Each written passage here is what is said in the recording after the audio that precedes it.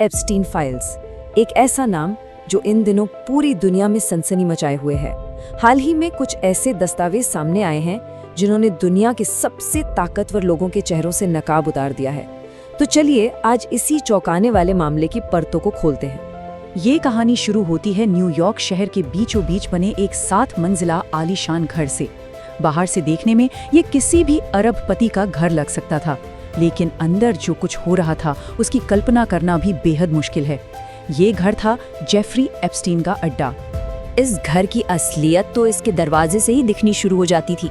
इसकी एंट्रेंस पर दर्जनों नकली आंखें लगाई गई थी जो हर आने जाने वाले पर मानो नजर रख रही हूँ।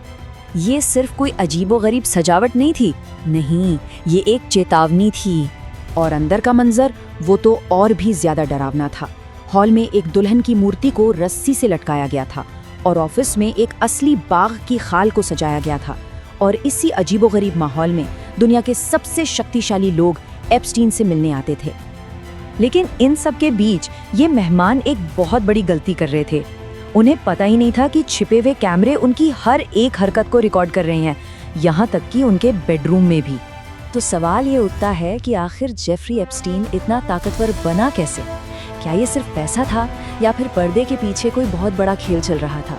जो सबूत मिले हैं वो एक बहुत ही सोची समझी साजिश की तरफ इशारा करते हैं। इसी साल जनवरी में अमेरिका के न्याय विभाग ने 30 लाख से ज्यादा पन्नों की एप्स्टीन फाइल्स को पब्लिक कर दिया।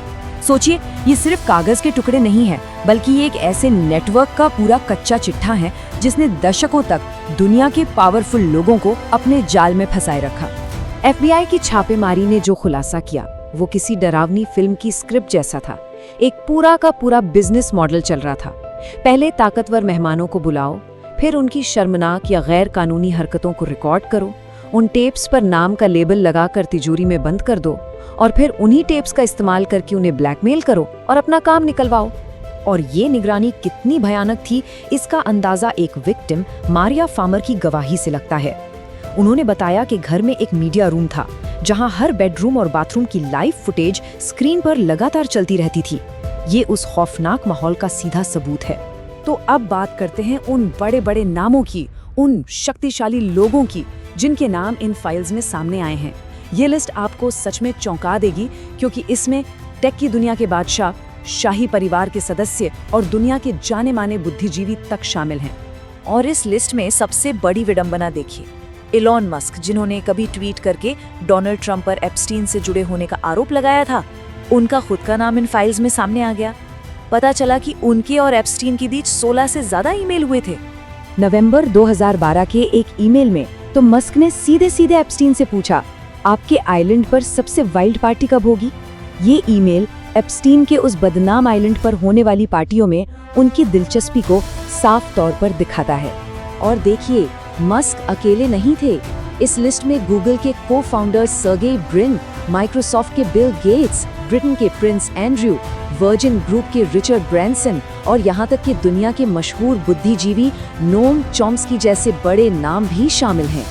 लेकिन इन सब नामों में से अगर किसी को सबसे ज्यादा गंभीर नतीजे भुगतने पड़े तो वो थे ब्रिटेन के प्रिंस एंड्रयू। एक पीड़िता के साथ करोड़ों का सेटलमेंट करने के बाद उनसे उनकी शाही उपाधि छीन ली गई और हाल ही में उन्हें अपना शाही घर भी खाली करना पड़ा। लेकिन कहानी यहीं खत्म नहीं होती, बल्कि अब ये एक ऐसा मोड़ लेती है जिसके तार सीधे भारत से जुड़ते हैं। इन फाइल्स ने एक नया और चौंकाने वाला कनेक्शन सामने लाया है। चलिए देखते हैं कि इसका भारत से क्या लेना देना है। इन फाइल्स में जिस भारतीय शख्सियत का नाम सबसे ज्यादा डिटेल में है वो है उद्योगपति अनिल अंबानी। उनके और एप्स्टीन के बीच हुए कई टेक्स्ट मैसेजेस और ईमेल का रिकॉर्ड मौजूद है।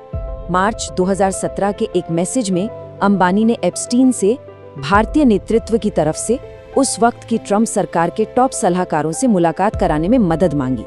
ये मैसेज अपने आप में दिखाता है कि एप्स्टीन का असर कितना गहरा और राजनीतिक तौर पे कितना ऊंचा था।